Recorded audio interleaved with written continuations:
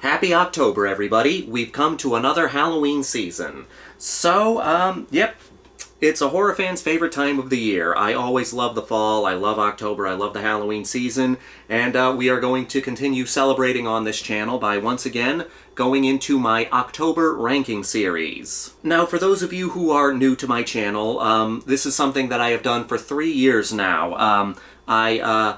In the month of October, I like to rank my favorite movies from a specific decade. We started with the 70s, then the second year was the 80s, third year was the 90s, and on this fourth year of me doing this on my channel, we have come to the 2000s. The year 2000 to year 2009. So, as we've done every year before, I'm going to be posting one video every day, counting down my 31 favorite horror movies from the early 2000s. Now, 2000 to 2009 was an interesting decade for horror. A lot of people kind of look down on it in these recent years. I hear a lot of people complaining about, especially the early 2000s, like 2000 to 2005, saying that horror was pretty weak around that time. And I actually had a difficult time making this list because as I was going through everything, there were a lot of really good horror movies that came out in the early 2000s. At the time, they were overshadowed by the likes of Saw and Hostel and all the remakes that had been coming out at the time. But there were a lot of good movies that came out during this time period. I think that 2000 to 2009 is when the horror genre became the most accessible it had been up until that point. Because DVDs were invented in 1996, and then around 2005 and 2006 you had Blu-rays, and you also had, like, going from the 90s into the 2000s, the internet was still in its infancy, but it had expanded to a point, making horror movies more available to everybody. We were seeing, people could get more access to movies because of DVDs and then eventually Blu-rays. Because of the internet, people could get a hold of other movies. Japanese horror and foreign horror became a big thing in America in the 2000s because people were finally able to get a hold of these movies thanks to the internet. Not that they weren't available in the 90s and so on, but it was much harder to get a hold of them back then. With the invention of DVD, Blu-ray, and the internet, they became much more accessible to everybody, especially here in America. I remember going into video stores back in the day, before you could just get everything on the internet, but even just at video stores back in the day, I saw all these movies that I had no access to back in the 90s. Especially because, again, more foreign films and more independent films were becoming more widely available. And yes, while a lot of movies at the time were overshadowed by the torture films and the remakes, there were a lot more independent movies and a lot more foreign films getting released here in America. And as a result of that, there were a slew of great horror movies that came out in the 2000s, and more great horror was available to us then. Looking back on the 2000s, I don't think that decade deserves to be shit on as much as it was, and as much as it still tends to get at this time. Because, like I said, there were so many good horror movies that came out in that decade, and I had a very hard time picking 31 for this list. Just to give an idea of how hard it was to get my top 31, The Hills Run Red, a slasher movie that I love, I did a review on that a few weeks ago. That did not make the list. It's a very close 32, but it did not make the top 31. The Devil's Rejects. I'm not a huge Rob Zombie fan, but I love The Devil's Rejects, and that Firefly trilogy I do enjoy. The Devil's Rejects, which I think is a great horror movie, did not make the list. It was just knocked off the list. The first Saw. I love the first Saw. I'm not huge into the Saw series, but I love the first Saw. The first Saw barely got knocked off the list. That's how many good horror movies there were in the 2000s. That's how many I genuinely love from the 2000s. So, yeah, this was a hard list to do, and you might be surprised at at some of the choices I have on this list, and you might be surprised by the position of some movies on this list. But I really want to drive it home. The 2000s was when horror became more accessible to everybody, allowing people to see even more independent horror movies and even more foreign horror movies, especially here in America. Now, before we get going here, I have to make this usual disclaimer that every YouTuber has to make on a ranking video or ranking series. This is just my opinion. This is not me collecting or ranking what I think are the best horror movies from the 2000s. This is me ranking my favorite horror movies from the 2000s. Everybody has their own taste in movies. Everybody likes certain things, everybody dislikes certain things. I've never understood why people choose to get angry on the internet over someone's personal taste in movies, because it literally affects nothing.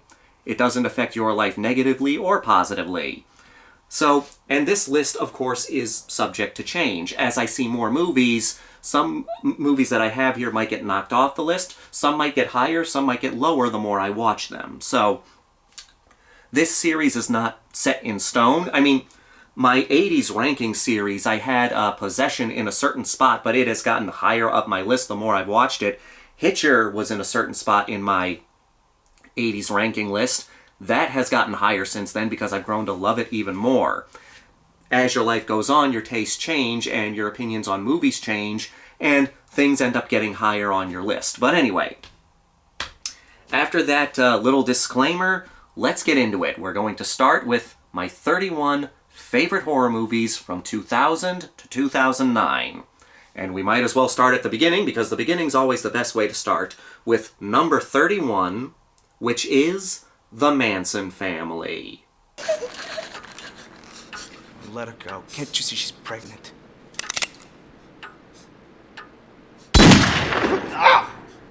There are so many movies out there about the Manson family. I guarantee if you look into it, you are going to find dozens of movies about the Manson family, because people have been fascinated with the Manson family for so long. People have always been fascinated by cults. People have always been fascinated by serial killers.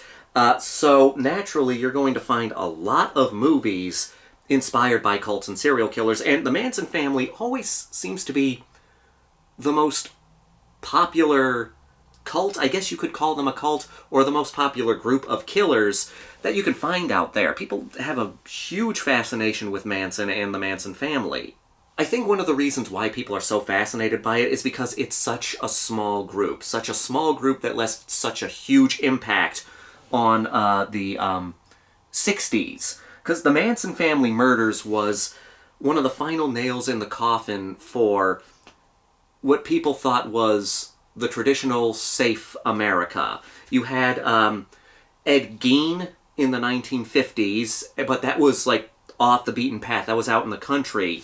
But the Manson murders happened in a city, in civilization, and that kind of blew everybody's minds about how safe America really is. People thought something like this could never happen in America, but the Manson family murders really brought horror home to America, showed that horror could happen in your backyard. But this I want to talk about that money, Jack, right now. Where is it? Take your people and get out.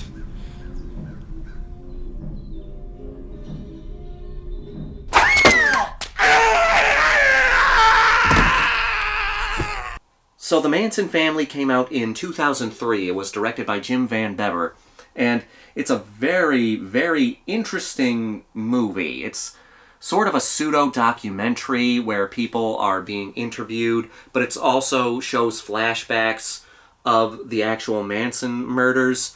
There are people who are interviewed in this documentary, but they aren't part of the actual Manson family. They're actors pretending to be parts of the Manson family. But it's a very interesting, very trippy movie.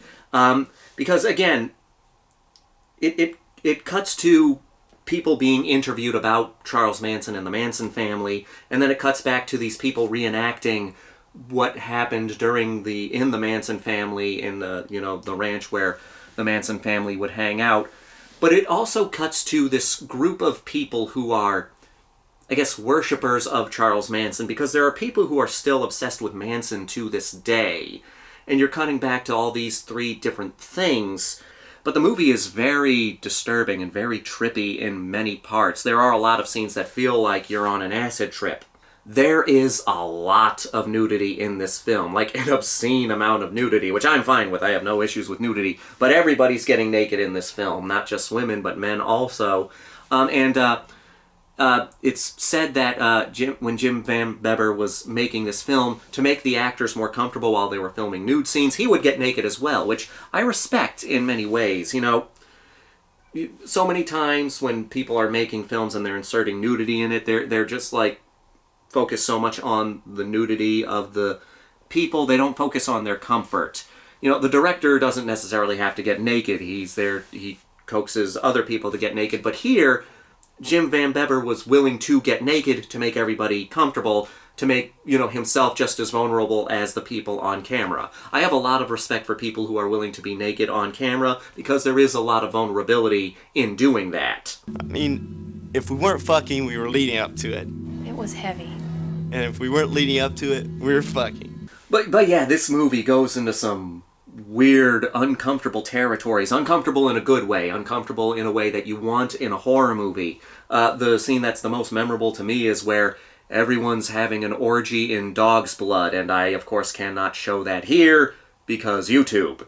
But it gets wild. Oh my god. I was starting to space it real bad, and I fucking looked over, and Charlie looked like the devil, man. I said, man, I think we're in hell. He said, yeah, ain't it groovy? Groovy.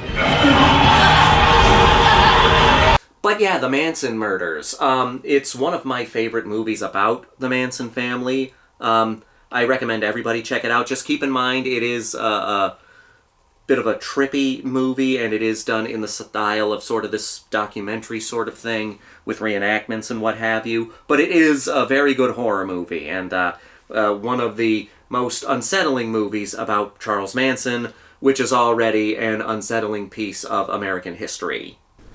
Please let me have my baby. Look, bitch, I don't give a shit about you. I don't care if you're gonna have a baby. You better be ready, because you're gonna die, and I don't feel a thing about it.